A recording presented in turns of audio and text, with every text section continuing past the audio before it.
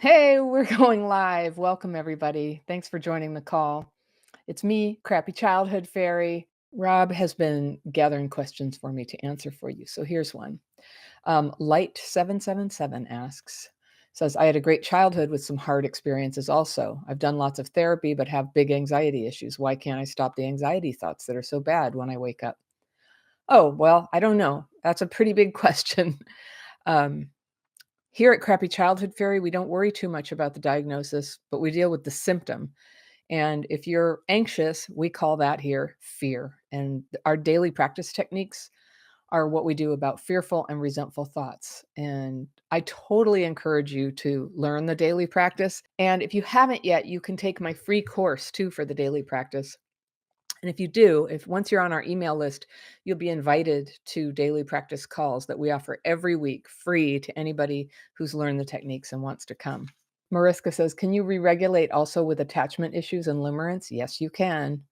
She says, I have anxious attachment and I have a long distance relationship. I don't want to move in and live together. Is this relationship possible? You don't want to move in and live together? Well, I don't know. What kind of relationship is it? Just a long distance relationship? Is that what they want? If you learn to re-regulate, you have choices about where your whole world can get as big as you want it to be. You can be in a relationship, you can be single, you can stay regulated doing either one. You can try for new jobs, you can try a new hobby, you can try a new sport, you can get up and do public speaking, you can start a YouTube channel, which I don't know about you, but I wouldn't be doing this if I didn't have the daily practice. Rachel Nichols says, I met my husband 35 years ago. He has a big, beautiful family, and I pretended to go along with religion I don't believe in. I can't be fake about it. I'm just avoiding them. Don't know what to do. All right. So what's going on, Rachel, there is you're fawning, you're people pleasing. And I get that you did it to be polite, you did it to be included, you did it to make peace. But in the end, what you're doing, just to be tough love fairy, you're manipulating people to like you by telling them something fake about yourself. And I agree, you can't really go too far with faking about something as big as that. But you also don't have to make a big speech about it. And I just encourage you to find your way back to being authentic and real about who you are, but without having to confront them you don't have to make a big thing about it. Just begin being yourself now. And from time to time, it's probably going to require that you speak up and say things like, yeah, I'm going to skip that thing. That's not really my religion. And if they have something to say about it, okay, be ready. And I hope your spouse backs you up and accepts you as you are and can stand by you if people have a problem that you are you. But yeah, it's really good. I think it becomes necessary in our healing to be ourselves, and the fruit of our healing is to become ourselves. So it's all a good thing. Yosra says, hi, Anna, I need to know why I have rigid standards around perfectionism about who I want to have a relationship with. And I'm also avoiding the whole idea and push potential partners away. Well, I don't think I have enough information about you to say why you do that. But yeah, I think I can't really help you on that one. I don't know. Only you know why you do that. But if you think it has something to do with trauma, well, then it's called avoidance. And you can work on that. Avoidance is a trauma response, along with clinging, trying to control other people, getting all codependent, where we're just not comfortable with the relationship in its natural state. And we want to try to manipulate it, either make it go away, make it never go away, make somebody be what we, try to turn somebody into the person we wish they were. And all of that these are trauma responses that actually prevent any kind of closeness or intimacy or real communication. So we end up lonely. The relationships don't tend to last. And in order to deal with our discomfort of being around people and being close to them, we need a place to take the emotions that come up, and they come up with people. We need a way to cope with our feelings about stuff. It's anxiety provoking being around people at all, let alone like a romantic partner. So What I do is I take it to my daily practice. This is where we take fearful and resentful thoughts and ask for them to be removed and start to create a little space in our lives, in our minds, in our emotions to be in present time and experience something new and something that's really happening now. A lot of times trauma reactions, they're reactions to something that happened a long time ago, so they're not really relevant to the relationship at hand. Although God knows, we end up in relationships that are very similar to the ones that hurt us in the first place. So sometimes avoidance is a way to try to hold on to the relationship but not get too close when we don't actually feel good about it. But sometimes avoidance is a tragic thing where we push away people that really do love us and are pretty great. So we don't have discernment about that so long as our minds are full of fearful and resentful thoughts. It's pretty hard to get it straight to know what it is that you should be doing. La Lulu Z says suggestions on what to say and how to face a loved one who doesn't comprehend CPTSD or dysregulation when, despite your best efforts, you didn't meet deadlines or expectations and failed again. So, you didn't meet deadlines or expectations and failed again. Um, People who are affected by that, their first consideration isn't that you have CPTSD. So, the first thing you can do is say, I'm really sorry. The second thing you can do is start working on your re regulation. And most people don't really believe in CPTSD unless they have it and recognize it in themselves. Nobody understood my dysregulation. They knew when you get emotionally dysregulated, people recognize that you're doing something strange and they know it's dysfunctional and they know it hurts them. And when you change that, they start to believe whatever you're going to explain to them about what you know about yourself. But I just wouldn't make your healing too contingent on saying that you have CPTSD. That's not really something that is relevant to them. If you've told them once and they don't care, it's just you got to just work on the behavior. And that's what we do here. We're we're, we're and I know I have CPTSD and sometimes I have to explain to people, but most of the time they don't care. They don't care. They just care that I'm late or whatever it is. They care that I'm emotionally dysregulated. All right. Adrienne says, how does your practice keep us out of the pattern of rumination and rehearsal that dysregulates us if we're still focusing on what we want to stop focusing on? Well, rumination is the fruit of dysregulation, and I don't. It's like, is it the cause? Is it come from? I don't know, but rumination is a waste of your mental energy. It's when you're thinking the same resentful, anxious thoughts over and over and over again.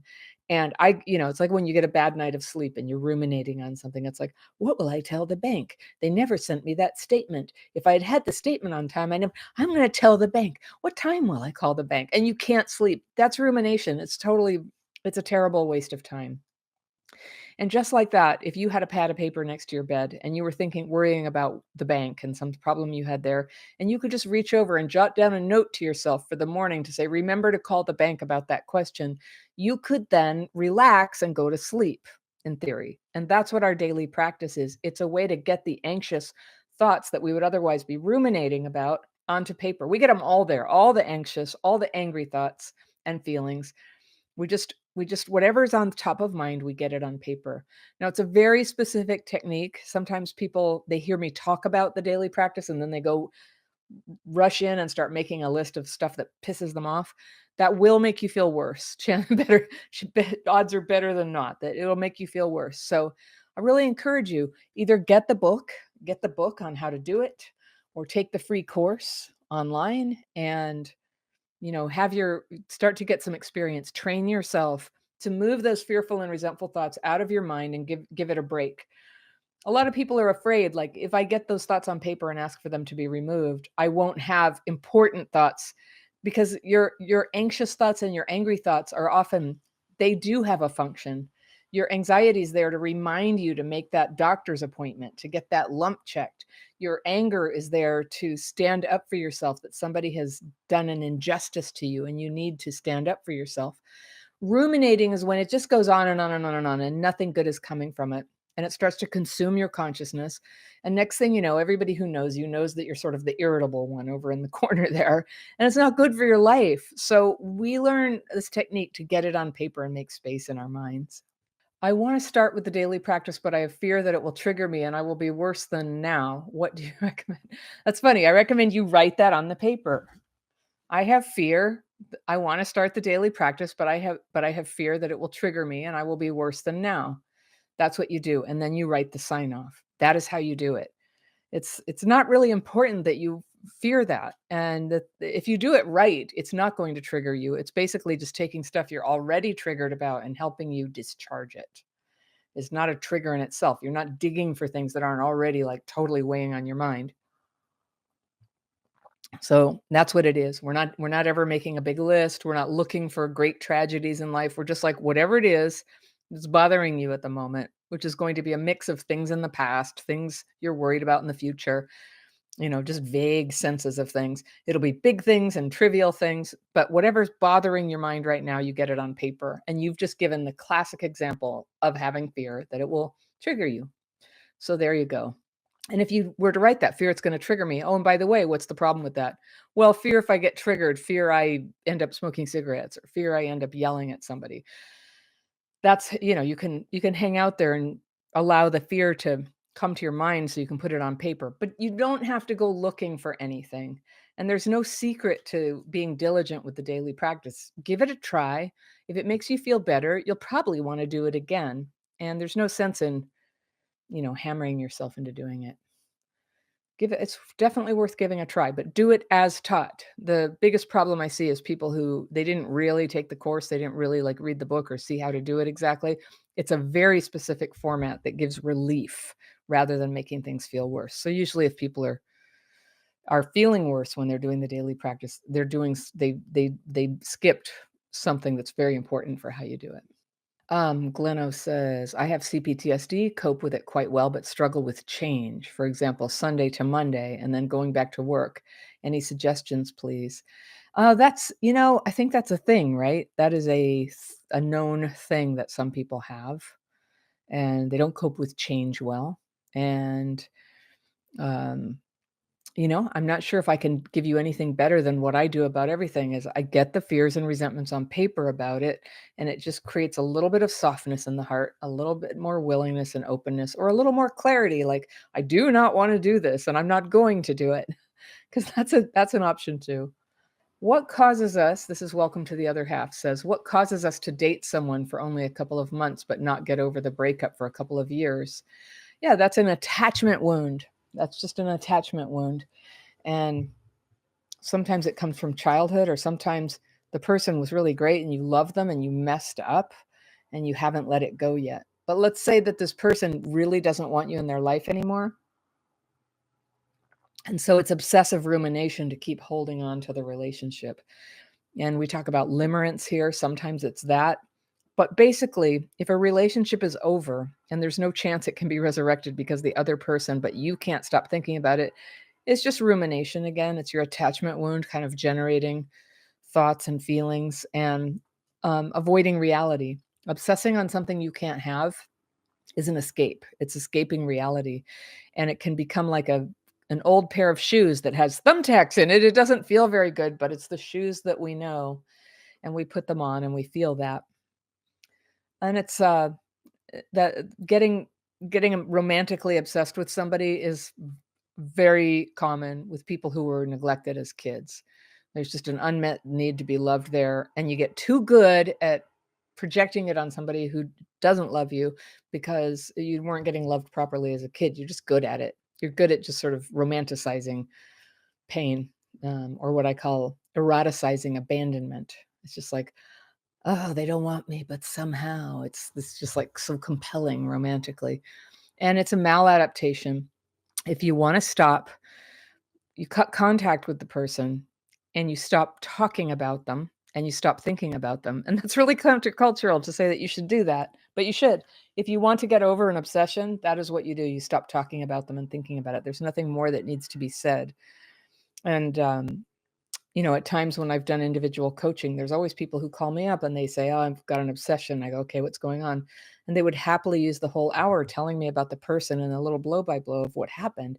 But what they're doing and what I won't allow them to use me for is they're visiting, like being able to tell the story is a way to indulge in the obsession.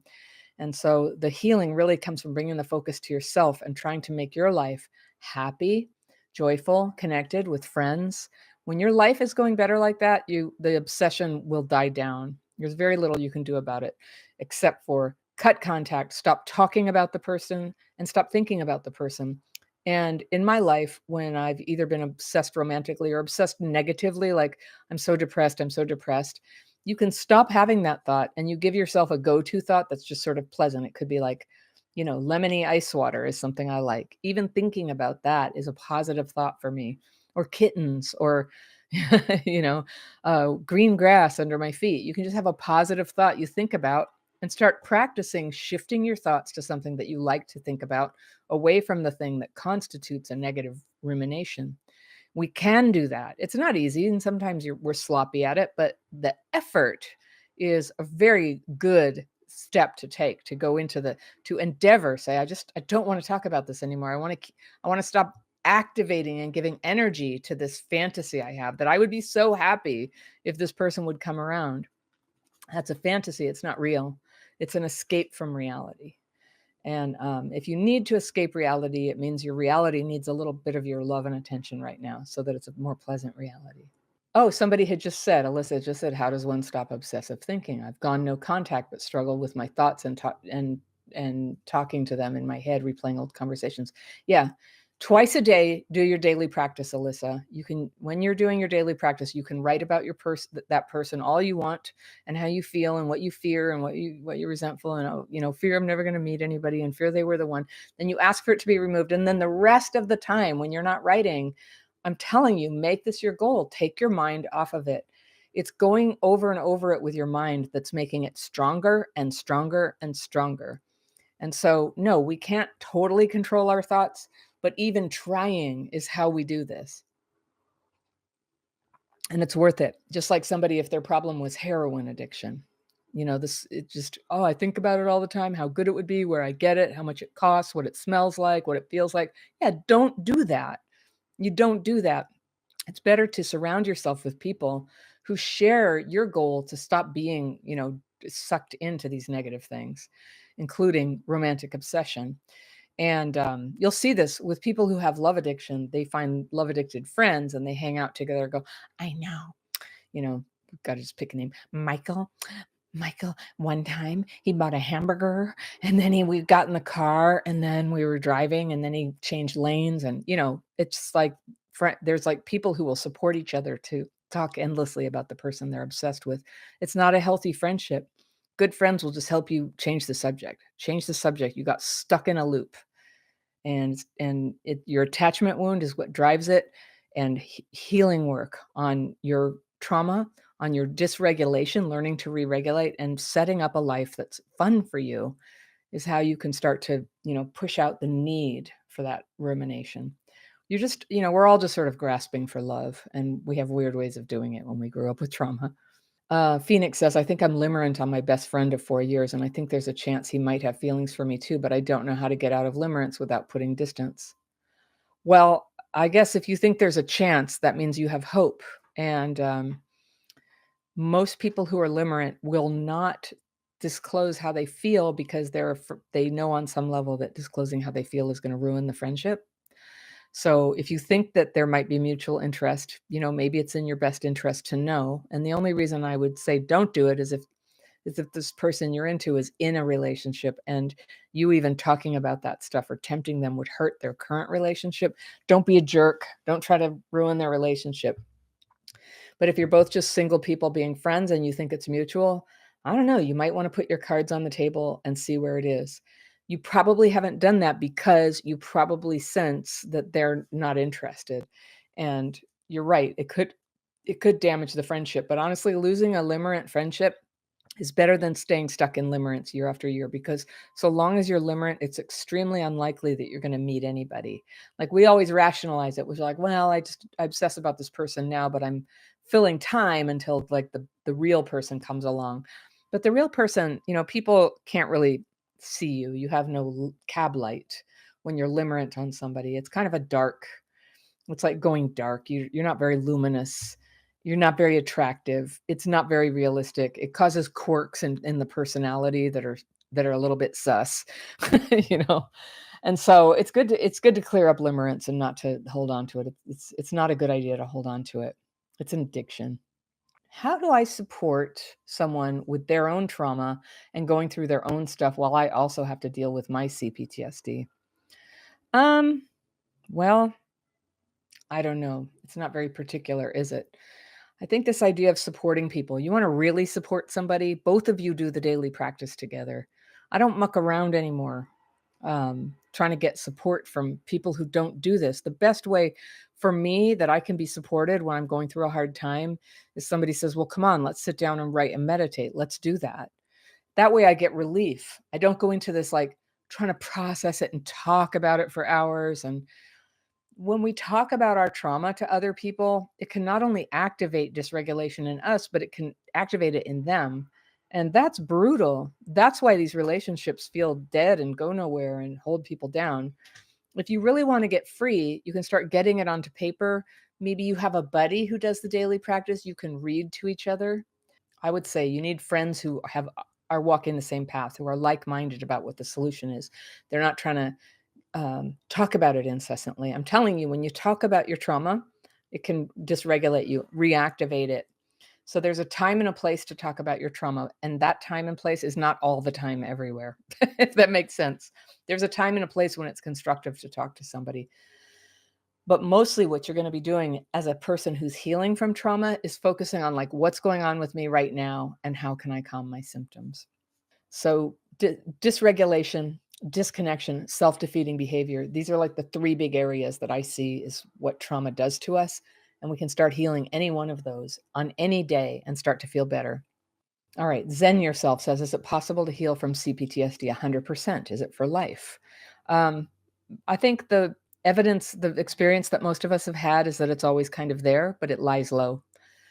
It's kind of dormant when you're taking care of staying, learning to re-regulate and starting to make the positive changes in your life. Like, for example, if you used to be in abusive relationships and you get out of abusive relationships, that's going to totally change your life. It's going to change your nervous system just because something isn't like re-traumatizing you again and again from outside yourself. A lot of us then are dealing with like the inside stuff that dysregulates us, the memories, the obsessions, the reactions that we get to things. But we start working on those. When you learn to re-regulate, when you learn to re-regulate, everything becomes possible. And you can start solving the life problems that tend to pile up in the lives of people who have been living their life dysregulated and affected by trauma. I mean, it really does a number to people. But it's kinda cool how the way that it affects us is very similar from person to person. When we start to learn what complex PTSD really is, or I often call it childhood PTSD, more people understand what that is. But once you know what it is, you realize, "Oh, it's a thing. I'm not doing this to myself on purpose. I'm not trying to hurt people. I have a really common set of symptoms." Now it's still only I can change my behaviors. Other people can't really do that for me. And so that's what separates people who are ready to heal from people who are not ready, is who is willing to take responsibility and say, I do want to change my behaviors. I'm going to work on that. I want to change my thinking. I'm willing to sit down and do the daily practice and start healing my mind. There's some people, they're just at a different phase of healing that's more about like identifying what happened. And I that you need to do that at some point, but I would just recommend don't stay there too long. It goes nowhere. It goes where it goes, where you get recognition of this is how I got this way and it's not my fault. That's a really good thing. You get a little validation. Now you need to learn how to do life. And that's what we do here. That's what we do. Sonara says, I'm wondering if you think the start of a panic attack is being possibly misunderstood and that it actually is when you're becoming dysregulated. Yeah, yeah. I don't have the definitive answer on that, but I have thought the same thing. Every now and then I get a panic attack. And when it's starting, it has certain signs that I also get when I'm just plain old dysregulated. My hands go numb. I get a weird, distorted sense of what's going on around me. Um, I'll sort of see visual chaos. Just the last time I had a really bad panic attack, my husband and I were driving in San Salvador and it was trafficy and I just started having a panic attack and I didn't know what was happening at first. I was like, am I getting a migraine? I just felt very strange. I think migraines, also, like, getting dysregulated reminds me of slipping into a migraine. For anybody who gets migraines, it does feel like there's this kind of, like, chemical and electrical shift that's going on where you're going into it now, and that is how it feels to get dysregulated for me. It's like something comes over me and there's a shift inside. It's a chemical and electrical sort of feeling. I've said before I can feel it going down my arms sometimes, the upset that's coming.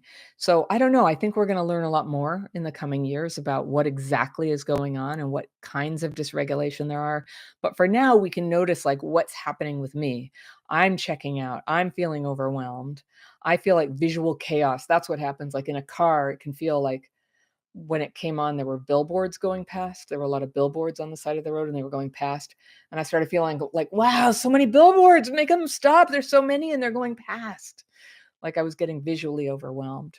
And that also reminds me a little bit of a migraine. So I've wondered about that.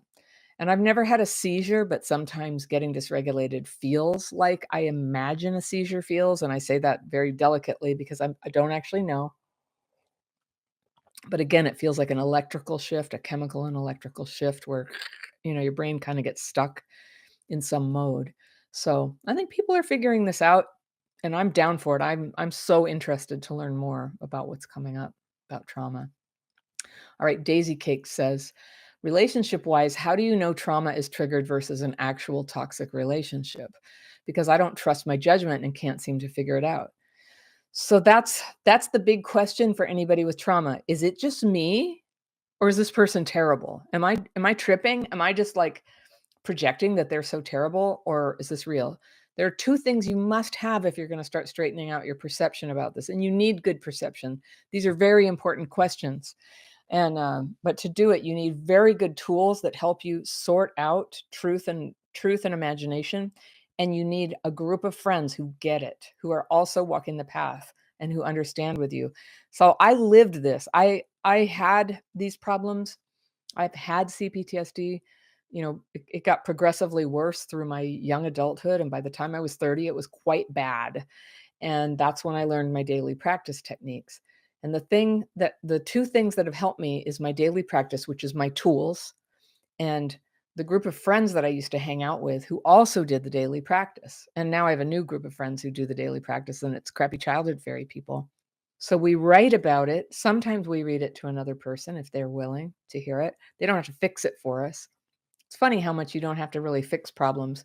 Sometimes writing them and reading it aloud is enough to sort of loosen it up from your mind where you are, totally trapped by that set of thoughts. They've just got you by the brain and you can't really stop and you can't stop seeing yourself as, the victim of this thing that's going on. And your thoughts can change when you have tools and friends to help you with it. Carol Minky says, question how to respond not to react to triggers that dysregulate us in public. I know, right? So it's really good to practice taking a break from a conversation. When you suddenly feel something escalating within yourself or a conflict is brewing with somebody, if you don't know them at all and you can't tell them what's going on, you say, oh, hold on a second. I just need to run to the bathroom. And when you're in the bathroom, you can write your daily practice. If there's somebody you know well and they know you do the daily practice and they know that you're working on healing your dysregulation, you can say, I feel myself getting dysregulated and I really like you and I want to hear what you're saying. And I don't want to end up like yelling at you about it like I did last time. Can I have 15 minutes to go write and get myself re-regulated and try again and meet you then? Most people who care about you are delighted to hear you offer that. That's exactly what they were always sort of hoping that you'd do, is become aware that you are triggery and you'll do something about it. That's such a loving and responsible and smart thing to do. Right? Debbie V says, is dysregulation the same as dissociation? Yeah, it is. I used to call it dissociation, but dissociation is large. It's like dissociation is feeling separate from ourselves. And it can be, feeling separate from your senses and your body too. And you're not noticing that you're hungry. You're not noticing you're in danger. You can't remember that you're on the bus right now and you missed your stop. So you're checked out. And that's an aspect of dysregulation, but it can go so far as where you feel like you're not real, or you don't feel like you're you. That's depersonalization, derealization. So I switched words when I learned about the word dysregulation. It's so much more friendly and normal. It's just like, yeah, my nervous system's a little out of sync. And we know that happens to everybody sometimes. It especially happens to people who are traumatized as kids. And it can be a little harder for us to get back out of it. So we have to practice. We practice re-regulating, and we get re-regulated as quickly as possible. And we notice when we're dysregulated. And that right there is the key to accelerating your healing. When you know what it is and you can pause and use your tools to re-regulate, the whole game changes. Now everything is possible for you. So Ozzy says, when doing the daily practice of fears, well, fears and resentments, I'm just going to correct you. It's always fears and resentments. I feel as though I'm journaling. Can you explain the difference, please? Yes. Journaling is where you write things because you might read them again, because you maybe want to document things that have happened or observations you've had. Not so. The daily practice is more like cutting your toenails. There's too much there and you need to cut it off and throw it away. That's all. There's too much. I don't know if you know this, but the early trauma wound actually causes an injury to our ability to process thoughts and feelings. So that feeling that you're just like jammed up, your head is full, it's real. Your head is full. All those thoughts and feelings, you're having trouble moving them from active experiences into memories. An active experience means they give you adrenaline, they give you cortisol, they kind of, activate you, get you all dysregulated. Whereas a memory is just like, yes, this thing happened in the past. And you can recall the memory, but your whole nervous system isn't reacting to it. So see, that's one of the consequences of complex PTSD. Is you can't process those thoughts and feelings so well. The daily practice is a way to do that.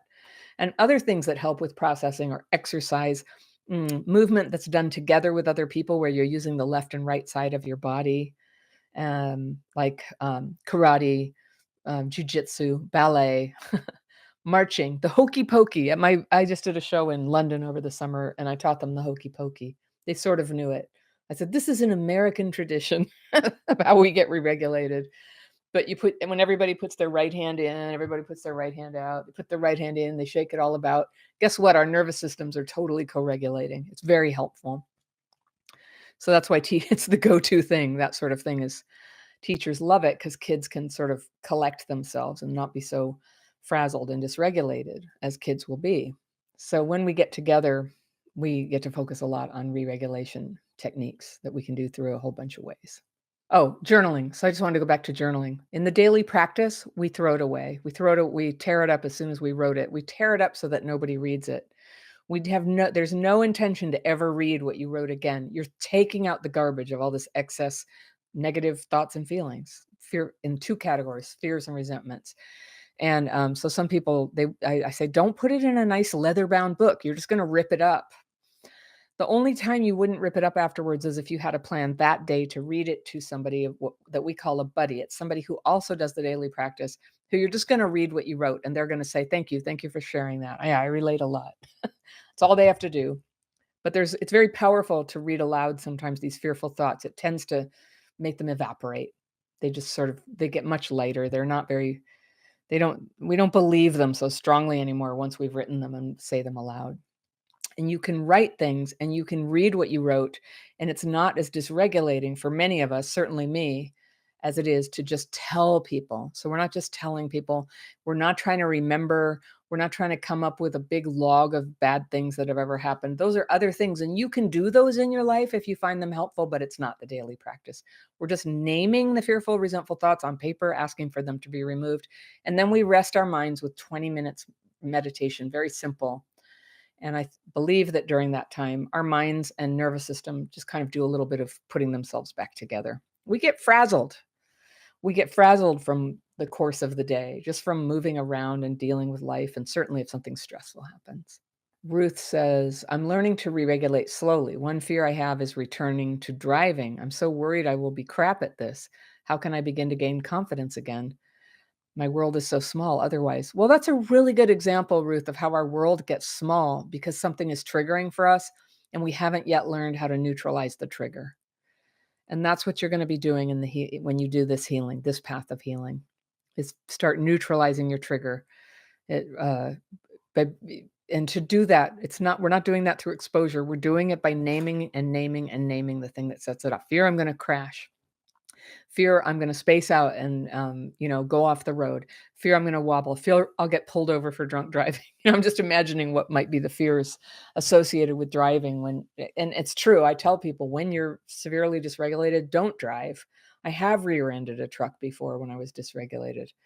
I did it 5 minutes after I drove away with the gas pump hanging out of my car, and when I got out of my car after I hit the truck, I was like, "Look what's hanging out of my car." I mean, I just looked like a bat out of hell, but I was very dysregulated. I had a lot going on, and I realized I needed to stop and pull over.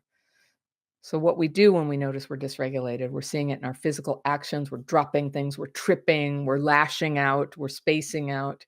When we know we're dysregulated, we just stop and drop and use our tools to get re-regulated again before we proceed, before we try to have the conversation or drive across the bridge. These are all things that we can do better regulated. So it's just such a great habit to get into. And the beautiful thing is you can get re-regulated wherever you are. There's several ways to do it. Writing is one of them, movement is one of them. Going outside and moving is a good one.